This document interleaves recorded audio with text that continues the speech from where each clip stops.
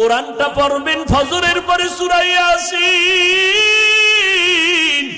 জোহরের নামাজের পরে সূরাতুর রহমান তেলাওয়াত করবেন, আসরের নামাজের পরে আম্মা ইয়াতাসাআলুন, মাগরিবের নামাজের পরে সূরা ওয়াকিয়া তেলাওয়াত করবেন, এশার নামাজের পরে সূরা মুলুক তেলাওয়াত করবেন।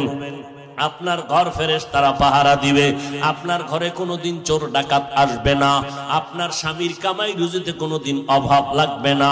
সূরা ইয়াসিনটা পড়া ভুলিয়েন না রে আম্মা জান। কপাল খারাপ, দুনিয়ার সব কিছুই শিখলেন, কোরআন পড়া শিখলেন না। আমি ছোটবেলার থেকে বলতেছিলাম, ভুলে গেছিলাম, আম্মা জান আমাদের গজল শিখাইতেন, আম্মা জান আমাদের কোরআন পড়া শিখাইছেন।